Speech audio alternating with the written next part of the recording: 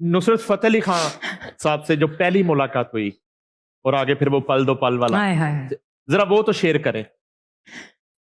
मुझे पता चला कि जी म्यूजिक हो रहा है फिल्म पल दो पल का। मैम शमीम आरा जो है वो डायरेक्टर है और ख्वाजा परवेज साहब राइटर है। तो मुझे बुलाया गया स्टूडियो रिहर्सल के लिए। नहीं, मुझे पहले खान साहब ने अपने घर बुलाया, जो अभी उनका घर बन रहा था इधर फैसल टाउन, नहीं फैसल टाउन नहीं, बाल टाउन, भाई हाँ मॉडल टाउन, बाल टाउन वाला, वो जो बन रहा था। तो मैं उनके घर गई तो वो जस्ट अभी मतलब लैंड करके घर पहुंचे थे और उनका सामान बिखरा पड़ा था और उनको पता चला कि मैं रिहर्सल के लिए आई हुई हूँ। तो मैं उठ के खड़ी हुई तो कहते हैं आ जाओ अंदर, आ जाओ अंदर। और ये दम मस्कुलर हो चुका था जी, सब कुछ हो चुका था। मतलब he was one of the वो एसेट्स ऑफ पाकिस्तान के जिनको किसी को बताने की जरूरत ही नहीं है कि नुसरत फतेह अली खान कौन है। अल्लाह अल्लाह उनकी पहचान है। और मैंने उन लोगों को भी झूमते देखा है जनाब जी, जिसको उर्दू और पंजाबी की समझ भी नहीं है। तो मैं जब उनके पास गई तो मेरे लिए बहुत ये ड्रीम कम ट्रू आप समझ लें। मैं जब पहुंची उनके घर तो उनसे मुलाकात, मुझे कहते हैं आप आ जाएं अंदर, बाहर हारमोनियम वगैरह रखा हुआ था। तो उनकी वाइफ आ गई कि आप अभी तो आए हैं। मुझे तब पता चला कि आप तो अभी तो आए हैं और आप तो आती थोड़ा रेस्ट कर ले, आप रिहर्सल पे। नहीं मैं कर लूँगा, मैं कर लूँगा। बड़ा धीमा से बोलते थे कर लूँगा कर लूँगा। तो वो चली गई। तो उसके बाद खान साहब ने मुझे रिहर्सल कौन से गाने की कराई। एक उसने गाना था ना ना ना प्यार के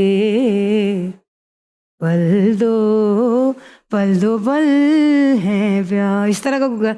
ऐसे जीवन प्यार सजाए जैसे फूल से खुशबू आए, जानम होती है जी दिलहार के, दुनिया है सुनी बिन यार के, पल दो पल है प्यार के।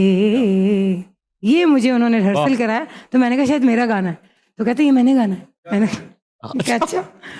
मैं वो गाती रही साथ साथ। मैंने कहा हाँ साहब मुझसे भी गवा ले थोड़ा सा, ये मेल सॉन्ग है, मेल सॉन्ग। मैंने कहा फिर उन्होंने रिहर्सल शुरू कर दी और वो गाए जा रहे हैं। मैंने म्यूजिक में इतना पागल आदमी जिसको बोलते हैं ना दीवाना, वाह, नहीं देखा। उनकी आदत थी वो एक अस्थाई सुनाते थे और उसके बाद वो दूसरी अस्थाई पे चले जाते थे। ये सुनो मैंने नया क्या बनाया, ये सुनो मैं रिहर्सल कर चुकी। क्या बात। उसके बाद हम 2 घंटे बैठ के सिर्फ उनके गाने, और उसमें वो भी था पियारे पियारे पियारे पियारे, थारे बिना लगे नहीं मारा जिया रे, हो थारे बिना लगे नहीं मारा जिया रे, नैनों ने थारी कैसा जादू किया रे, थारे बिना लगे नहीं मारा जिया रे, हो थारे बिना लगे नहीं मारा जिया रे। Very nice. तो जब मैंने सुना ना तो मैंने डरते डरते खान साहब मुझसे गवा ले, देखो कौन गांदा। मैं कहूँ पता नहीं देखो कौन गांदा तो कौन आंदा। खैर वो इतना उनको पैशन था, आप उनके पास सारी रात बैठे रहे, वो आपको अस्ताइयाँ नहीं से नहीं सुनाते रहेंगे। हाय मैंने जब उनके मुंह से सुनी थी ना,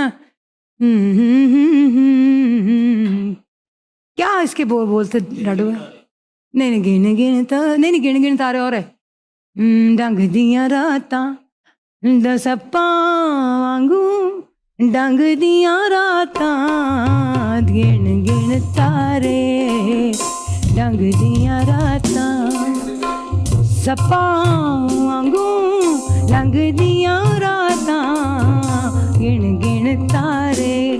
मैं लिटरली वहां पर रो पड़ी थी। वाह, ऐसे लगता था उनकी आवाज में एक अजीब सी, जिसको कहते हैं ना कि जो आपको अंदर से खींच लेती है चीज, कि यार बंदा नहीं वो इंसान कितना खुश है कितना दुखी है, क्या मसला है मुझे नहीं पता, लेकिन उनकी आवाज में एक दर्द था जो आपको रोने पे मजबूर कर देता। और ये सच है। और मैंने जितना भी टाइम उनके साथ गुजारा वो मेरी जिंदगी के वो लम्हे हैं जो अल्लाह पाक ने मुझे अता किए, और मैं इसके लिए अल्लाह ताला का बहुत बहुत शुक्र अदा करती हूं, अल्हम्दुलिल्लाह। उनकी डेथ की खबर जिस दिन आई वो आप कैसे पता चली आपको? मुझे जब पता चला सर तो मैं आपको क्या बताऊं, मुझे अफसोस भी होता है। आज अगर हम उनका नाम लेते हैं तो बात और है। हमारे यहाँ आर्टिस्ट के मरने पे हुकूमती एहलकार क्यों नहीं पहुंचते? कोई बीमार हो जाए तो उसके घर सारे चले जाते हैं बुके लेके। आर्टिस्ट मर जाता है तो आर्टिस्ट मरे तो खुशी ना करिए, पॉलिटिशियन भी मर जाना। वाह, अच्छी बात। तो अब मैं जब उनके घर गई मुझे पता चला, क्योंकि उनको वो लेके जा रहे थे लंदन, तो वो रास्ते में ही उनकी तबीयत ख़राब हो गई, वो उनकी डेथ हो गई। वो असल में किडनीज का प्रॉब्लम उनको था, और जब हमने पल दो पल की थी तो डॉक्टर आमिर सुहेल जो थे उनके भाई की फिल्म थी वो, बल्कि उनके डैड की फिल्म थी। तो वो डॉक्टर भी थे उनके भाई आमिर सुहेल के। उन्होंने बड़ा कहा उनको कि सर आप प्लीज़ किडनीज का कुछ करवा लीजिए, आप मौत की तरफ। वो डर के मारे शायद नहीं किया उन्होंने। तो जब उनका जनाजा यहाँ पर पहुँचा और मैं उनके घर पहुँची, क्योंकि मैं रिहर्सल करने के लिए जाती थी, मैं पहुँची तो आप यकीन कीजिए सिर्फ उनकी वाइफ रो रही थी, एक चारपाई पड़ी थी और उन पर उनका कॉफिन पड़ा था और कोई नहीं था।